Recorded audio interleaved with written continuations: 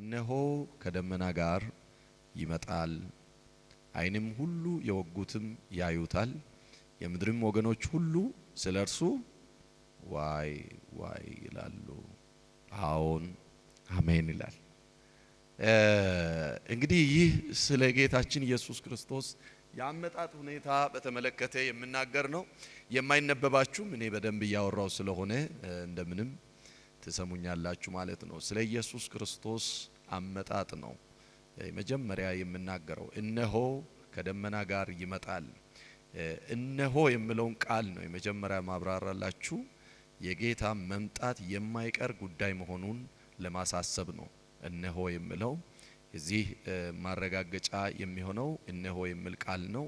ንቁ ሆነን እንድንጠብቅ የዘገየ ቢመስል በርግጥ ይመጣል የሚለውን በጣም ለማስረገጥ የገባ ቃል ነው። ይሄ እነሆ ከደመና ጋር ይመጣል አመጣጡም ጭምር እንዴት እንደሆነ በደንብ ፍንትው አድርጎ የሚያስቀምጥ ቁጥር ነው ማለት ነው።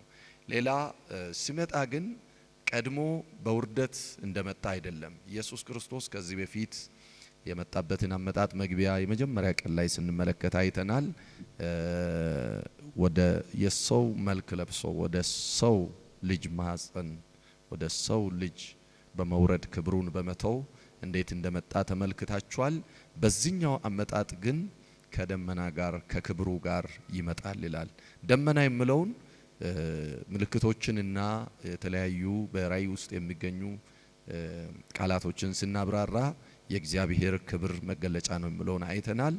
ልክ በዚህ ቦታም የምናገረው በሐዋርያት ሥራ ምዕራፍ 1:9 ላይ ጌታችን ኢየሱስ ክርስቶስ ከሐዋርያቶች ዓይን ባረገ ጊዜ ከነሱ ፊት ባረገ ጊዜ እንደተነገረው እንደዚሁ ከደመና ጋር እንደሚመጣ ለማስረገጥ የተጻፈ ቃል መሆኑን እንመለከታለን። የሐዋርያት ሥራ ምዕራፍ 1:9 እስከ 11 ያለውን እዚህ ቦታ ላይ አለ ማንበብ እንችላለን። ይህንም ከተናገረ በኋላ እነርሱ እያዩት ከፍ ከፍ አለ ይላል የእግዚአብሔር ቃል።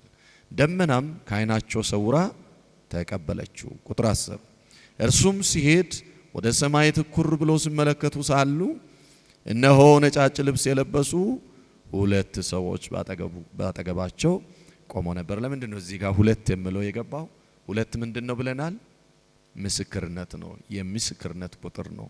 ሁለት እማኞች ሁለት ምስክሮች ባጠገባቸው ቆሞ ነበር። ደግሞም የገሊላ ሰዎች ሆይ ወደ ሰማይ እየተመለከታችሁ ስለምን ቆማችኋል?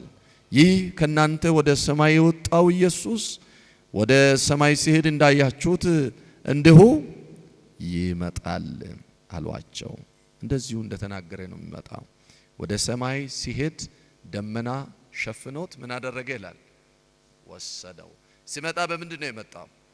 ሲመጣ ደመናም የለም ምንም የለም፣ በውርደት ነው የመጣው። የመጣውም ሊዋረድ ነው። ኦሬዲ መከፈል የነበረበትን ዋጋ ሁሉ ሊከፍል ነው የመጣው። ሲሄድ በክብር ነው የሄደው። በክብር ታጅቦ በእግዚአብሔር ደመና ታጅቦ ሄደ። ሄዶም በክብር ነው የተቀመጠው። ፊልጵስዩስ 2:8-11 ድረስ ያለውን አንድ ሰው ያነብልኛል። ፊልጵስዩስ 2 ምዕራፍ 2 ቁጥር 8 የተዘጋጀ ሰው እሺ። በምስሉም እንደ ሰው ተገኝቶ ራሱን አዋረደ። በምስሉ ምን ሆነ? እንደ ሰው ተገኝቶ ራሱን አዋረደ። እሺ። ለሞትም ይኸው የመስቀል ሞት እንኳ የታዘዘ ሆነ። በዚህ ምክንያት ደግሞ እግዚአብሔር ያለ ልክ ከፍ ከፍ አደረገው። ከስምም ሁሉ በላይ ያለውን ስም ሰጠው። ይህም በሰማይና በምድር ከምድርም በታች ያሉት ሁሉ በኢየሱስ ስም ይንበረከኩ ዘንድ አሜን። መላስም ሁሉ ለእግዚአብሔር አብ ክብር ኢየሱስ ክርስቶስ ጌታ እንደሆነ ይመሰክር ዘንድ ነው። አይገርማችሁ? ኢየሱስ ክርስቶስ በመጣ ጊዜ የሰው መልክ ለብሶ ቁጥር 8ን እስኪ አንብብልኝ። በምስሉም እንደ ሰው ተገኝቶ በምስሉ እንደምን ተገኝቶ? እንደ ሰው ተገኝቶ ይላል። እዛ በመስቀል ሞት እንደተዋረደ ሲሄድ ግን እግዚአብሔር ከዚህ የተነሳ ምን አደረገ ይላል? ከክብር ሁሉ በላይ ክብርን አለበሰው። ከፍ ከፍም አደረገው። ከስሞች ሁሉ በላይ ምን ሰጠው? ስምን ሰጠው። ይህም የሆነበት ምክንያት ጉልበት ሁሉ ለእርሱ ምን ይሆን ዘንድ? ይንበረከክ ዘንድ። በነገራችን ላይ ጉልበት ሁሉ ለእርሱ ይንበረከክ ዘንድ ስል ሐዋርያው ዮሐንስ ራሱ የኢየሱስን መልክ በዚህ በራእይ መጽሐፍ ባየ ጊዜ ኢቭን ተንበረከኩ አይልም። ጭራሽ ማየት እስከማይችል ድረስ እንደ ሞተ ሰው ሆንኩ ይላል። በሰማይ ያለበትን ክብር ነው ያየው። እግዚአብሔር ልጅ ኢየሱስ ክርስቶስ በአብ ቀኝ አሁን ባለበት ክብር ሲመለከት ፈጽሞ መቋቋም የማይችልበት መንፈስ ውስጥ እንደገባ ሲያብራራ እንመለከታለን። ስለዚህ ሲመጣ ድሮ ዓለም እንዳሾፈችበት ዓለም እንዳኮሰሰችው እንደዛ ሆኖ አይደለም የሚመጣ። በተደጋጋሚ እንዳወራ ነው ሲመጣ በታላቅ ክብር ነው ጌታችን ኢየሱስ የሚመጣ። ክብር ለኢየሱስ ይሁን። የሚመጣው በክብር ነው። ኢየሱስ በታላቅ ክብር እስካሁን አይተነው እኛም አማኞች አይተነው በማናውቀው ክብር በእግዚአብሔር ደመና ታጅቦ ምናልባትም በዛን ዕለት ከፍ ከፍ ስል ደመና ጋርዳ እንደወሰደች እንጂ በደመና ውስጥ ከደመና በላይ ስለነበረው ስለ ኢየሱስ ክብር ማንም ከዮሐንስ በስተቀር አልተመለከተውም። ያንን ክብር እኛ ደግሞ ተመልሶ ሲመጣ እንመለከታለን። ለጌታ ክብር ይሁን። ጌታ ኢየሱስ በሚያስፈራ ክብር ይመጣል። የዛን ጊዜ ታዲያ እኛ አማኞች ሁላችን በእልልታና በዝማሬ በምስጋና ሰክረን ተደስተን ሙሽራችን እንኳን ደህና መጣህልን እንኳን ቶሎ መጣህልን ብለን በደስታ የምንቀበል ብንሆንም የምድር ወገኖች ግን ዋይ ዋይ ይላሉ። ለምን? ለእኛ ሲመጣልን እሱም ደግሞ የሚመጣባቸው ስለሆነ የሚመጣባቸው ዋይ ዋይ ይላሉ። እነኚህ የክርስቶስን ደም ያክፋፉ ስሙን የከፉ እኛ አማኞችን የማይመለከት ነው። እኛ የማን ወገን ነን? የሰማይ ወገን የእርሱ ወገኖች ስለሆነ አንደኛ ጴጥሮስ 2:10 አንብብልን። እዚች ጋር ጽፌ ያለው እናንተ ቀድሞ ወገን አልነበራችሁም፣ አሁን ግን የእግዚአብሔር ወገን ናችሁ። እናንተ ምሕረት ያገኛችሁ አልነበራችሁም፣ አሁን ግን ምሕረትን አግኝታችኋል። yes ምንድነው የምለው? እናንተ ቀድሞ ምን አልነበራችሁም? የዓለም ወገን ነበርን። የዚህ ምድር ወገን ዋይ ዋይ ከሚሉት ወገን ነበርን። ነገር ግን አሁን በክርስቶስ ስንሆን የማን ወገን ሆነናል ማለት ነው? የእግዚአብሔር ወገን ሆነናል ማለት ነው። ምሕረትም አልነበረንም። በክርስቶስ ስንሆን ግን ምሕረትን አግኝተናል። ለጌታ ለኢየሱስ ክብር ይሁን። ጌታ በእርግጥ ይመጣል። ሲመጣ ከደመና ጋር ይመጣል። ሲመጣ ለኛ ይመጣል። አይዛብ ላይ ይመጣባቸዋል። እቺን ቃል ከኔ ጋር አውሩ እስኪ። ጌታ ኢየሱስ በሉ እስኪ። በእርግጥ ይመጣል። ቶሎ ይመጣል። አይዘገይም። አዎን ይመጣል። ሲመጣ ግን ከታላቅ ክብር ጋር ይመጣል። ለኛ ለልጆቹ ይመጣል። አዎ ለኛ ለልጆቹ ሊወስደን ይመጣል። ለምድር ወገኖች ግን ሊፈርድባቸው ይመጣል። እዛን ሁለት አይነት የጌታ አመጣጥ ሳንመለከት ማለፍ አልፈልግም። እቺ ራእይ መጽሐፍ ስታጠኑ ሶስቱ ጉዳዮች ስለ ጌታ አመጣጥ፣ ስለ መከራ ዘመን፣ ስለ አውሬ፣ ይሄ ሶስቱ አይኮኒክ ወርድ ነው። ራእይን ስታጠኑ እቺን ሶስት ጻፉልኝ።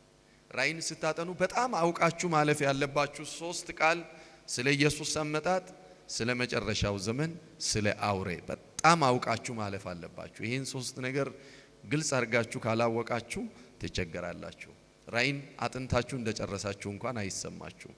ራእይን ስናጠና እነዚህ ሶስቱ ነገሮች አይኮኒክ ነው። ሁለት አይነት የጌታ አመጣጥ እንመለከታለን። አንደኛው ስውር የጌታ አመጣጥ ይባላል። ለምንድን ነው ስውር የሆኑ? ከኛ ከልጆቹ በስተቀር ሌሎቹ ስለማያዩት ነው። ሁለተኛው ዳግም ምጽአት የሚባለው ሰከንድ ካሚንግ ነው። እንደገና ይመጣል። ይሄ ዓለም ሁሉ እያየ የሚከናወን ስለሆነ ነው። ሴላዊ እንትኑ ብዙ ስለማይጠቅም ማብራሪያውን ልስጣችሁ። የመጀመሪያው አመጣጥ ወይም ስውር አመጣጥ የሚባለው በንጥቀት እኛ ወደ እርሱ የምንጠጋበት እርሱ እስከ ደመና ድረስ ብቻ የሚመጣበት ነው። እየተግባባን ነው። እስከ ምን ድረስ ብቻ ነው የሚመጣው? ጮክ ብላችሁ እያወራችሁ ነው ዛሬ የምንማረው። እስከ ምን ድረስ ነው የሚመጣው?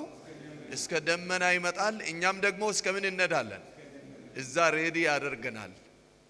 ለሺህ ዓመት ንግስናም ለዘላለም መንግስትም ልጆቹን እኛን ያዘጋጀናል። አንደኛ ተሰሎንቄ 4:17 ከዚያም በኋላ እኛ ሕያዋን ሆነን የምንቀረው ጌታን በአየር ለመቀበል ከነርሱ ጋር በደመና እንነጠቃለን፣ እንዲሁም ሁል ጊዜ ከጌታ ጋር እንሆናለን።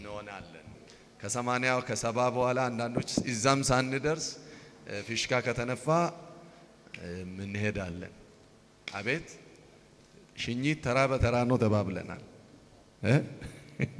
ያ ሽኝት ካልደረሰብን ሳንሞት እንዴት ሳንሞት ነው ሳናንቀላፋ ኢየሱስ ድንገት ነገ ሐሙስ ከመጣ በህይወት ያለን እኛ ዝግጁ ከሆንን ምን እንሆናለን ማለት ነው? እንነጠቃለን። በአየር ላይ እንነጠቃለን።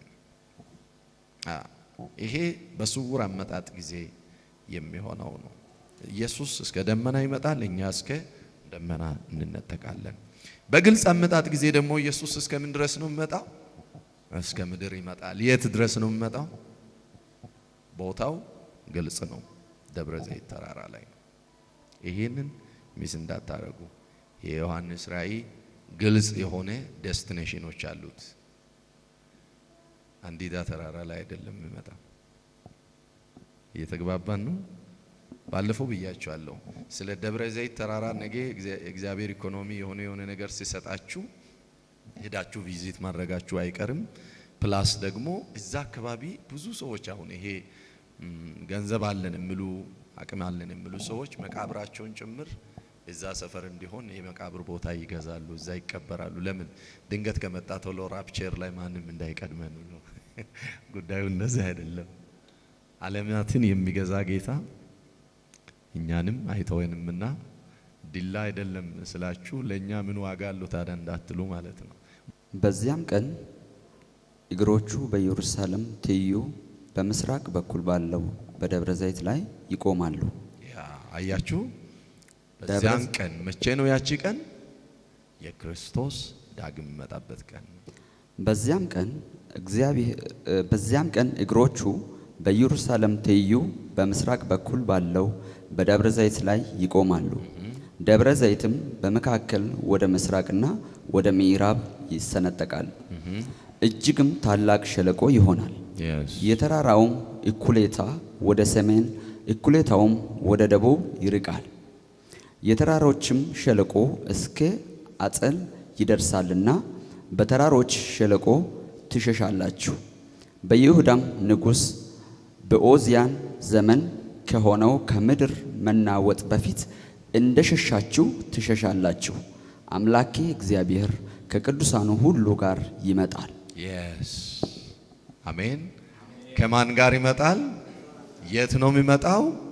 በደብረ ዘይት ተራራ ላይ ይመጣል። እግዚአብሔር ስለ እግዚአብሔር ኮቨናንት ስፔሲፊክ ኮቨናንት አላነሳንም። አንድ ቀን ስለ ቃል ኪዳን ጽኑ ቃል ኪዳን ከእስራኤል ጋር ስለገባ ጽኑ ቃል ኪዳን ምናልባት አሁን ዘዳግም ዘጸአት እየተማርን ስላልሆነ ነው እንጂ እንማራለን። አንዳንድ የእግዚአብሔር አሰራሮች ቦታ ስፔሲፊክ ናቸው።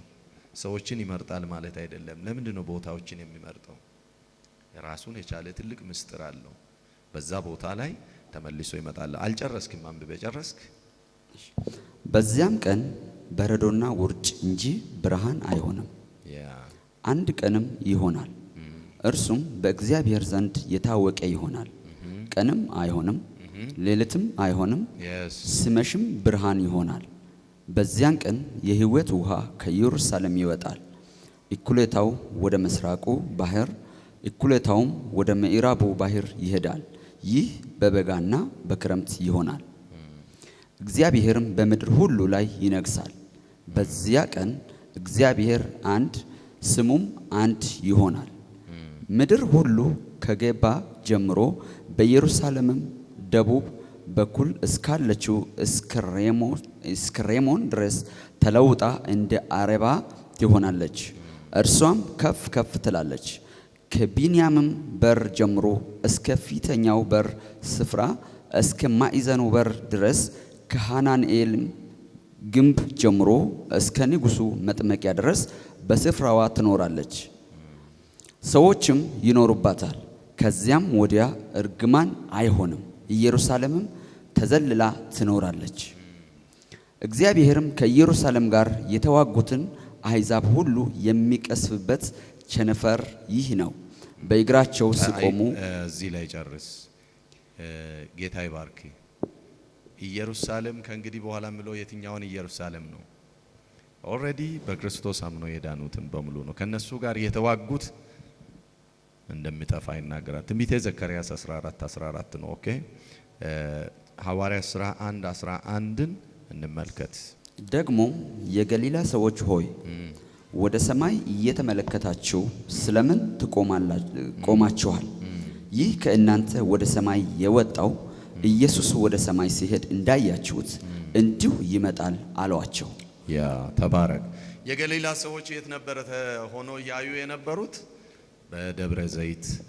ደብረ ዘይትና ገሊላ አንድ እንደሆነ ታውቃላችሁ። ያው ባይብል የምታጠኑ በዛ ቦታ ላይ እንደመጣ ነው። ጊዜው መቼ ነው የሚሆነው? ጌታ ኢየሱስ በስውር አመጣጡ ሲመጣ ከ7 ዓመት ታላቅ መከራ በፊት ነው። የታላቁ የ7 ዓመት መከራ ከመሆኑ በፊት የሚመጣበት ምክንያት ከዚህ በፊት በሰፊ አውርቻለሁ። ግልጽ አመጣጡ ደግሞ ከ7 ዓመት መከራ በኋላ ነው። ከ7 ዓመት መከራ በኋላ ነው። እያንዳንዱን መጽሐፍ ክፍል እያነበብን ከሄድን ጊዜ አይበቃንም። ግን ራእይ 3:10 አንድ ሰው ይክፈትልኝ። የትዕግሥትህን ቃል ስለጠበቂ እኔ ደግሞ በምድር የሚኖሩትን ይፈትናቸው ዘንድ በዓለም ሁሉ ላይ ሊመጣ ካለው ከፈተናው ሰዓት ይጠብቅሃለሁ። አሜን። አይታችኋል። ከፈተና ሰዓት የሚጠበቁ እነማን ናቸው? ክርስቲያኖች ናቸው። የክርስቶስን ቃል አክብሮ የኖሩ ከፈተና ሰዓት ይጠበቃሉ። አንደኛ ተሰሎንቄ 5:9 እንድገም። እግዚአብሔር ለቁጣ አልመረጠንምና በጌታችን በኢየሱስ ክርስቶስ መዳንን ለማግኘት ነው እንጂ የምንነቃም ብንሆን የምናንቀላፋም ብንሆን ከእርሱ ጋር አብረን በሕይወት እንኖር ዘንድ ስለ እኛ ሞተ። ተባረክ። ዋው! እግዚአብሔር ለምን አልመረጠምና? ለቁጣ አልመረጠንም። እንደተመረጥን ለቁጣ እንዳልተመረጥን መጽሐፋችን ይናገራል። እሺ ራእይ 19:11 ቶሎ ቶሎ በሉ። ዛሬ ንጽጽር ስለሆነ ይሄ ደግሞ በግልጽ አመጣጡ ከ7 ዓመት መከራ በኋላ እንዴት እንደሚመጣ የሚያሳይ ክፍል። ሰማይም ተከፍቶ አየው። እሺ እነሆም አምባ ላይ ፈረስ የተቀመጠበትም የታመነና እውነተኛ ይባላል፣ በጽድቅም ይፈርዳል ይዋጋልም። ዓይኖቹም እንደ እሳት ነበልባል ናቸው፣ በራሱ ላይም ብዙ ዘውዶች አሉ። ከእርሱም በቀር አንድ እንኳ የማያውቀው የተጻፈ ስም አለው። በደምም የተረጨ ልብስ ተጎናጽፈዋል፣ ስሙም የእግዚአብሔር ቃል ተብሏል። ተባረክ። በግልጽ እንዴት እንደሚመጣ ከ7 ዓመት መከራ በኋላ ያሳየናል። ለዓለም አታየው። መጀመሪያ አመጣጥ ላይ እኛ ብቻ ነን የምናየው ከልጆቹ ወይም ከቤተ ክርስቲያን በቀር ዓለም እንደማታየው እዚህ ጋር ይናገራል። ግልጽ አመጣጥ ግን ሁሉ ያየዋል፣ ሁሉ ያየዋል። የወጉት ሳይቀር ሁሉ እንደሚያይ ይናገራል። አንደኛ ቆሮንቶስ 15:52 እነሆ አንድም ምስጢር እነግራችኋለሁ፣ ሁላችን አናንቀላፋም። ሁላችን አናንቀላፋም። እሺ ነገር ግን የኋለኛው መለከት ሲነፋ ሁላችን በድንገት በቅጽበት ዓይን እንለወጣለን። መለከት ይነፋልና ሙታንም የማይበሰብሱ ሆነው ይነሳሉ፣ እኛም እንለወጣለን። ይህ የሚበሰብሰው የማይበሰብሰውን ሊለብስ፣ ይህም የሞተው የማይሞተውን ሊለብስ ይገባዋልና። ተባረክ። ዋው! በቅጽበት ነው ምለው ዊዝ ልክ ይሄ አይናችሁን ብሊንክ አርጋችሁ ከምትዘጉበት ማይክሮ ሰከንድ ባነሰ ጊዜ ማለት ነው እንነጠቃለን ይላል። ይሄ እኛንን የምናየው ኦልሬዲ በቅጽበት እንነጠቃለን። ዓለም በግልጽ አመጣጡ ጊዜ ያዩታል፣ ግን ድምፅ የለም ነው። ድምፅ የለም። ቀጣይ ባለው ማወዳደሪያ ሰንጠረዥ ላይ እናያለን። በታላቅ ድምፅ ነው ለኛ ሲመጣ የሚመጣው።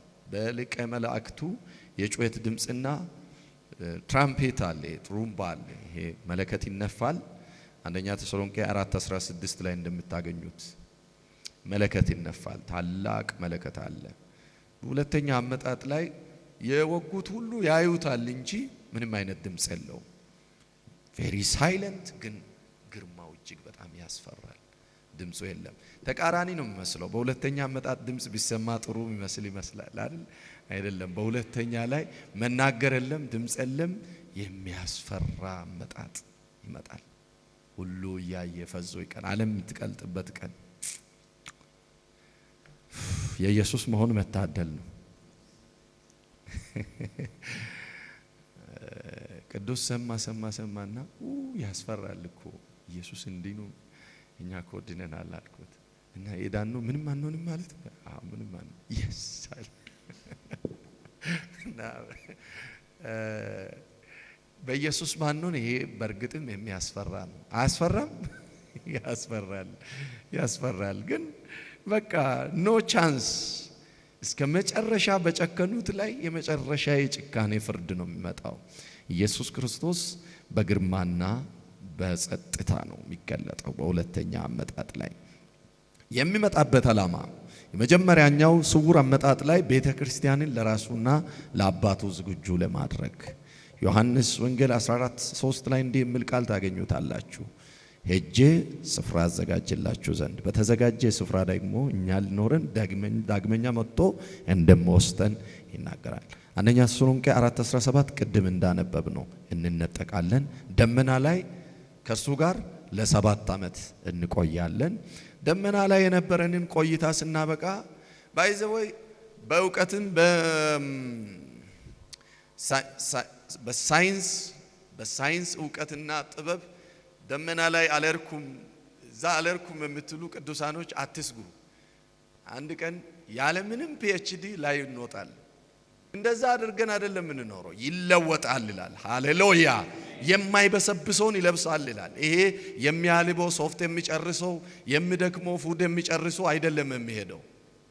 ምክንያቱም ማን እዛ ደመና ላይ ኩክ ያደርግልሃል? ኩሽናው የት አለ? ጤፉ የት አለ? ስንዴው የት አለ? የማይበሰብሰውን ነው። ይሄ ግርድፉን ትጥለውና አዲሱን ለብሰ ደመና ላይ ሃሌሉያ! ለጌታ ለኢየሱስ ክብር ይሁን። ስሜታዊ አንሁን ብዬ ስሜታዊ ሆንኩ። ደመና ላይ እንኖራለን 7 ዓመት። እነዚህ 3 ዓመት 2 ዓመት ቆይቶ ሲመጡ የዓለም ነገስታቶች ዌልካም ብሎ እነሱም በህይወት ተርፎም ይመጣል፣ ሞቶም ይመጣል፣ ብዙ ነገር አለ። በስቃይ ነው። እኛ ደግሞ ስንመጣ ቀለል አድርገን ከኢየሱስ ጋር ዳግመኛ እንመጣለን።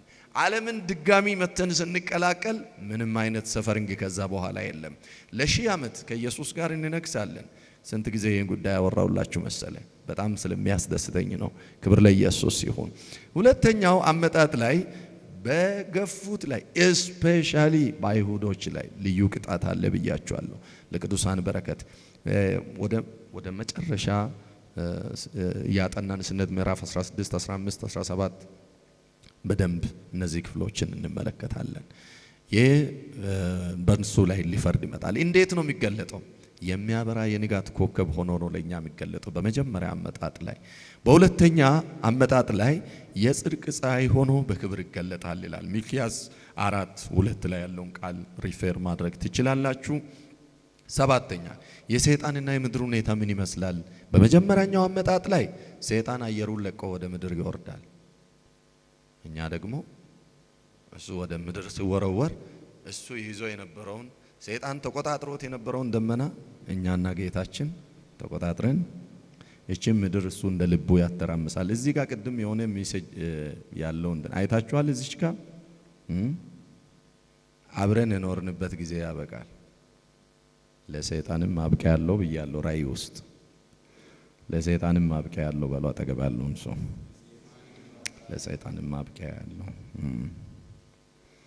ለሰይጣን ማብቂያ ያለው ሰይጣን በሁለተኛው አመጣጥም ሰይጣን ታስሮ ወደ ታላቁ ጥልቁ እሳት ባህር ይወረወራል። የ1000 ዓመት መንግስት ይጀምራል። እሱ መንግስት ውስጥ ክርስቲያኖች ብቻ ይነግሳሉ። ራእይ 21-3 ያለውን ሪፌር ማድረግ ትችላላችሁ። ቁጥር 8 ያለውና የነበረው የሚመጣውም ሁሉን የሚገዛ ጌታ አምላክ አልፋና ኦሜጋ እኔ ነኝ ይላል። ይሄ ደግሞ ስለ ኢየሱስ ክርስቶስ ግርማዊነት የሚያብራራ ነው። አልፋና ኦሜጋ ነኝ ይላል። መለኮታዊ መጀመሪያና መጨረሻ ማለት ነው። በግሪክ ፊደል ውስጥ አልፋ የመጀመሪያ ፊደል ነች፣ ኦሜጋ ደግሞ የመጨረሻዋ ፊደል።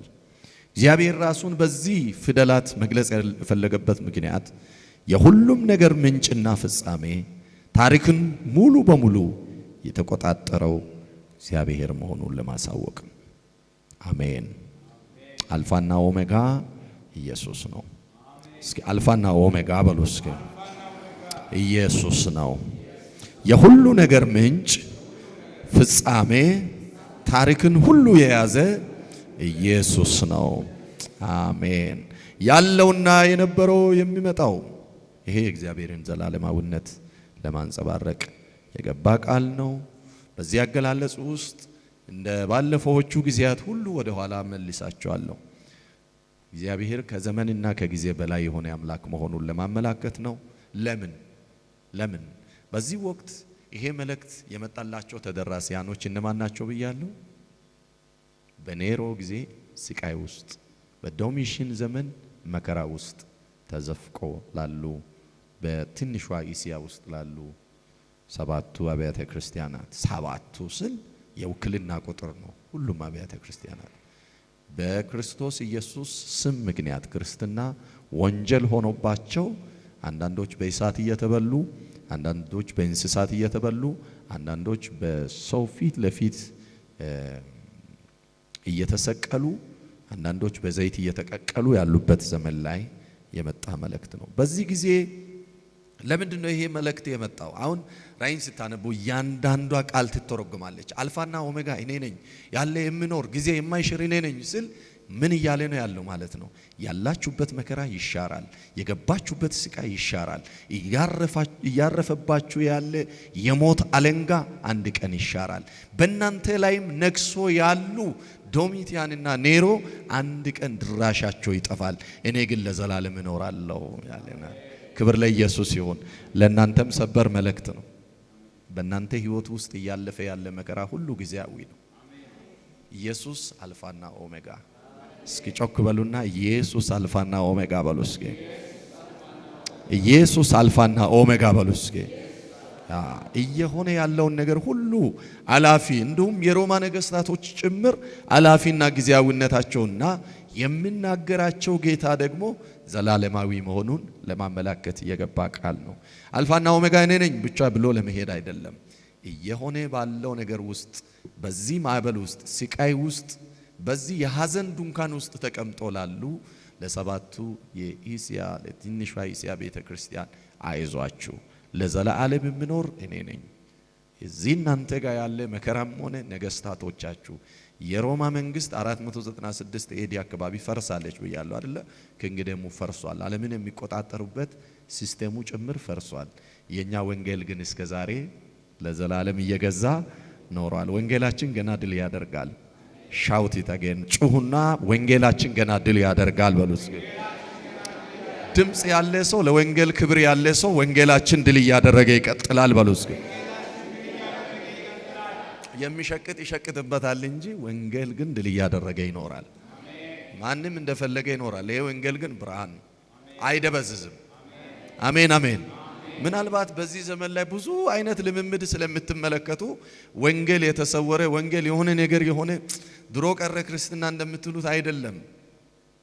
ይሁዳ አንድ ሐሳብ እንመለከታለን። እንደዚህ አይደለም። እግዚአብሔር ምን ብያችኋለሁ ባለፈው ስናገር፣ ጌታ ኢየሱስ ክርስቶስን ሐዋርያው ዮሐንስ ያየው የት ቦታ ነው ብያለሁ? በሰባቱ አብያተ ክርስቲያናት መካከል። ክብር ለኢየሱስ ይሁን። አለ he is here። እዚህ ቦታ እግዚአብሔር አለ። አጠገብ ያለውን ሰው ጨብጥና እዚህ ቦታ ኢየሱስ አለ በለው እስኪ። ኢየሱስ በመካከላችን አለ በለው እስኪ። ባለቤቱ አለ። ባለቤት የሌለ በቃ ለቆ ከኢትዮጵያ ለቆ ከፕሮቴስታንት ለቆ ከነንትና ለቆ የሄደ እስኪመስል ድረስ ሰው ሊናገር ይችላል። በሰባቱ አብያተ ክርስቲያናት መካከል የሚቆም ሰባቱንም ደግሞ የያዘ እኔም ተይዣለሁ በሉ እስኪ። እሱም በመካከላችን አለ። እጆቼን ይዞታል። የማንን እጅ ነው የያዘው? የአገልጋዮቹን እጅ ይዟል። ወይ አንተ የኔን እጅ መንግስት አይደለም የያዘኝ፣ እጆቼን የያዘ ኢየሱስ። ዛታ ፕራዝ ያለው ኮፓራ ቫሼና ማሃዲያስ ስማ፣ ኢኮኖሚ አይደለም የሆነ ነገር አይደለም፣ እጆቼን የያዘው ኢየሱስ ዛሬም ከኔ ጋር አለ። በዚህ ደስ ይለኛል። መከራዎቼ ያልፋሉ። የገባውበት ምናልባት እነ ዮሐንስ የነበረበት የፊጥሞ ደሴት ታሪክም ያልፋል። በዛ ዘመን የነበረው የኔሮ ጭቆናም አልፏል። የዶሚሽን ትረካም አልፏል። የብዙዎቹ ጭቅጭቅም አልፏል። ያ ሁሉ የእሳት አለንጋም አልፏል። ዛሬ ነፃነት መጥቷል። ለዘላለም የሚኖር ግን ወንጌል ኢየሱስ ለዘላለም ይኖራል። አሜን አሜን አሜን አሜን አሜን። ይኖራል። ስለዚህ የሚኖረውን ጌታ ነው እናመልከው። የነበረው ያለው የሚመጣው ምለውን እናብራራለን። ዓለም ሳይፈጠር ዘመናት ሳይቆጠሩ የነበረ የጥንት አባቶቻችን ነቢያትን የረዳ ታማኝነቱን ያስመሰከረ የትናንት አምላክ ዛሬ ብቻ አይደለም፣ ትናንት አምላክ ያለው ዛሬም በአሁኑ ሰዓት በሕይወታችን ውስጥ በዛ ዘመን ላይ በስቃይ ውስጥ ላሉትም ለኛም ያለ የማይለወጥ የማይደክም አሁናዊ ሁኔታችንን ሙሉ በሙሉ የሚያውቅና የሚረዳ ያየኛል እኮ የሚል መዝሙር አለ። እቺ አዲስ ዓለም አደገኛ ሰው ናት። ቆንጆ አርጋ ነው የዘመረችው። ያየናል። እስኪ ያየናል በሉ እስኪ። እግዚአብሔር እንዴት እንደዋልክም እንዴት እንደሆንክም ያያል በሉ እስኪ።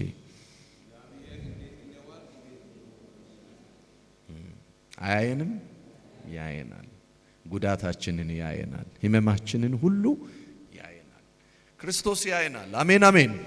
እስኪ ያየኛል። ሃሌሉያ። በአባቶቻችን ዘመን የነበረው ዛሬም ከኛ ጋር አለ። የሚመጣ ነው ደግሞ ፊውቸሩንም ያስቀምጣል። በክብር በግርማ ተገልጦ ቅዱሳን የዘላለም ሕይወት ሊሸልም ቅዱሳንን ደግሞ እርኩስ አድርጎ የነበሩትን ከባድ ቅጣት ሊቀጣ ተስፋችን የሆነው እርሱ ይመጣል። እነዚህ ጥቅሶችን ሁሉንም አሁን እናንብና ጊዜያችን አይበቃም።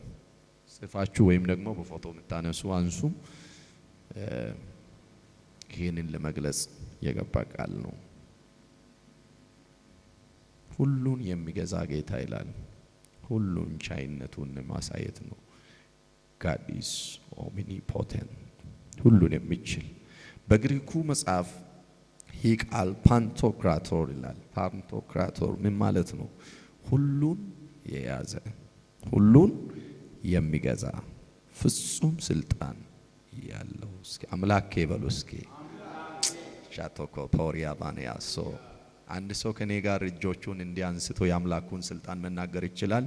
አምላኬ ሁሉን የያዘ ሁሉን የሚገዛ ፍጹም ስልጣን ያለው። ሃሌሉያ። የስ ሁሉን የያዘ ሁሉን የሚገዛ ፍጹም ስልጣን ያለው ማለት ነው። ክብር ለኢየሱስ ይሁን። ሃሌሉያ። እልልታ ለጌታ መስጠት የሚችል ሰው አለ?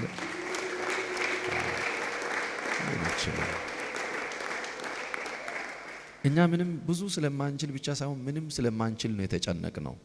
ሁሉን የሚችል ግን እርሱ አለ ከኛ ጋር። ለዚህ ነው ለክርስቲያኖች ልዩ መልእክት ደግሞ አለችን። ያለኔ ከኔ ጋር ግን ምን ማለት ነው? በግልባጩ ውሰዱታ።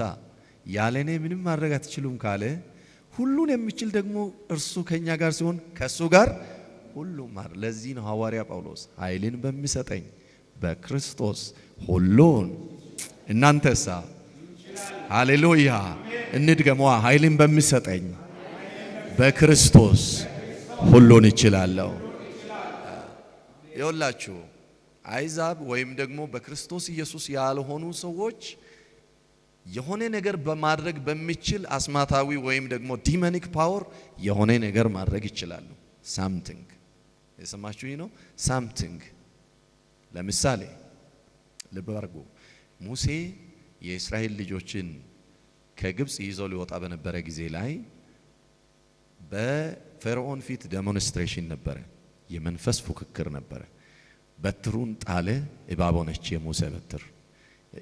የፈርዖን ጦንቃዮች ምን አደረጉ ይላል? ጣሉ፣ እባብ ሆነች ይላል። አያችሁ፣ ጥቂት ስቴፕ ሰይጣንም ሟርተኛውም ይሞክራል። ሁሉን ማድረግ በሚችል በጌታ ግን እኛ ጥቂት ስቴፕ ሳይሆን እስከ መጨረሻ ሃሌሉያ ሞከሩ፣ አልቻሉም። እሱ ብቻ አይደለም፣ ያንን ብቻ አይደለም። የእስራኤል ልጆች ቀይ ባህር ኤርትራ ባህር በሉ ለሁለት ተከፍሎ በደረቁ ተሻገረ ይልና መጽሐፉ ምን ይላል? ግብጽ ጠላቶቻቸው ግን ሲሞክሩ፣ ጠላት ሁሉ ጊዜ ሙከራን ይችልበታል፣ መስጠም ግን መጨረሻው ነው። ኃይልን በሚሰጠኝ በክርስቶስ ግን እኔ ሁሉን እችላለሁ። ሃሌሉያ! የሚያስችል ኃይል ሁሉ ጊዜ ከክርስቲያኖች ጋር አለ። አጠገብ ያለው ሰው ያዝና ድካምህን አትመልከት በለው እስኪ። ምንህንም አትመልከት በለው እስኪ። ኢኮኖሚህን አትመልከት በለው፣ ያለህበትን አትመልከት በለው። በዚህ ቦታ ላይ ይህ ቃል በዛን ዘመን ለመጡ በዛን ዘመን ለነበሩ በችግር ውስጥ ላለፉ ክርስቲያኖች የተነገረ ቢሆንም ዛሬ ደግሞ ለኔና ላንተም ሕያው ቃል ነው። ኃይልን በሚሰጥ በክርስቶስ ግማሹን ሳይሆን ሁሉን ትችላለህ። yes I can ሁሉን እችላለሁ። የኔ ኃይል ማን ነው? ያ ኃይል ምንጭ ጋንጃ ሳምቲንግ ወይ የሆነ ሰይጣን አይደለም፣ የሆነ አስማት አይደለም። የኃይል ምንጭ ኢየሱስ ነው። so I can do all things በማን? ኃይልን በሚሰጠኝ በክርስቶስ። አንድ የሚፎክር ሰው የለም? ኃይልን በሚሰጥ ሃሌሉያ። ምን በሚሰጥ? ኃይል በሚሰጥ በክርስቶስ። ሁሉን የሚገዛ ጌታ እንዲህ ይላችኋል። ሃሌሉያ። ጌታ አምላክ ምን ለመጨረሻ ቃል ማብራሪያችን የመጨረሻዬ ነው። በቃ ሰዓትም አልቋል። እኔ መጨረሻለሁ።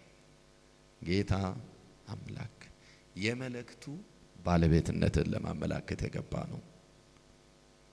ይህ አዋጅ የሰው የዮሐንስ የመላእክትም አይደለም።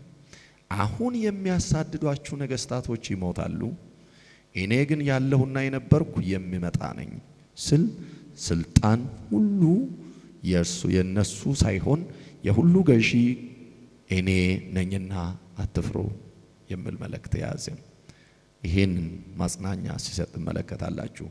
ማቴዎስ ወንጌል ምዕራፍ 28 ላይ ስልጣን ሁሉ በሰማይና በምድር ለማን የተሰጠው? ስልጣን ሁሉ ለኔ ተሰጠኝ ብሎ ጌታ ኢየሱስ ተናግሯል። ይሄንን ነው የምለው። ጌታና አምላክ የምለው ለዚህ ነው የገባው። እኔ ነኝ፣ እኔ ነኝ፣ ስልጣን ያለኝ እኔ ነኝ። እነዚህ ስልጣን ይዘናል የሚሉ በሙሉ ምን ይሆናሉ? ብን ብለው እንደ ጉም ይጠፋሉ። እኔ ግን ስልጣን ያለኝ ነኝ።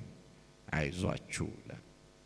አሁን የደረሰባችሁ መከራ ጸጥ ማድረግ የሚችል የመለክቱ ባለቤት ይሄን የምናገር እኔ እግዚአብሔር ነኝ። አይዟችሁ የሚል እኔ እግዚአብሔር ነኝ። ይሄ መከራ ያልፋል ብዬ የማወራችሁ እኔ ነኝ።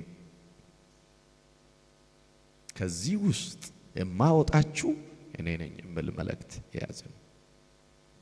ይሄ በጣም ወሳኝ የሆነ ክፍል ነው። ክርስቲያን የሚያመልከውን ሲረዳ ለሁሉም ነገር መፍትሄ ይሆናል። ተመልከቱ፣ ትንቢተ ዮናስ ምዕራፍ 1 ቁጥር 9 ላይ ያለው ቃል ምንድነው ብለው?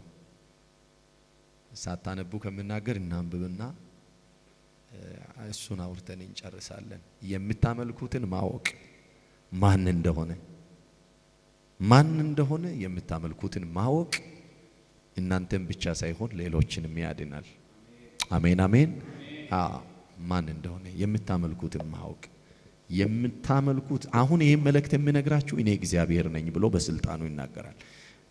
እርሱም እኔ ዕብራዊ ነኝ፣ ባህሩንና የብሱን የፈጠረውን የሰማይን አምላክ እግዚአብሔርን አመልካለሁ አላቸው። አያችሁ፣ እግዚአብሔር ይባርክሽ። እኔ ዕብራዊ ነኝ ማንን አመልካለሁ አለ? ሰማይና ምድርን ባህሩንና የብሱን የፈጠረውን አመልካለሁ አለ። ማመልከው ግልጽ ነው። ስለዚህ ምን ይሻላል? መፍትሄውም ሲሆን ምንድነው ብሎ የገባ ባይዘው ስለ ዮናስ እየሰበኩ አይደለም። ዮናስ ይሄንን ብሎ ምን እናደርግሽ ስል ወደ ባህር አንስታችሁ ወርውሩኝ አለ። ስሙኝ፣ እዚህ ቦታ ላይ ያለው መልእክት አንዲት መልእክት ብቻ ነው የምነግራችሁ። ወርውሩኝ ካለ በኋላ ዮናስም ተረፈ፣ ህዝቡም በሙሉ ተረፈ። አምላክን ማወቅ ከኪሳራ ሁሉ ያድናል። አሜን አሜን። እቺን ቃል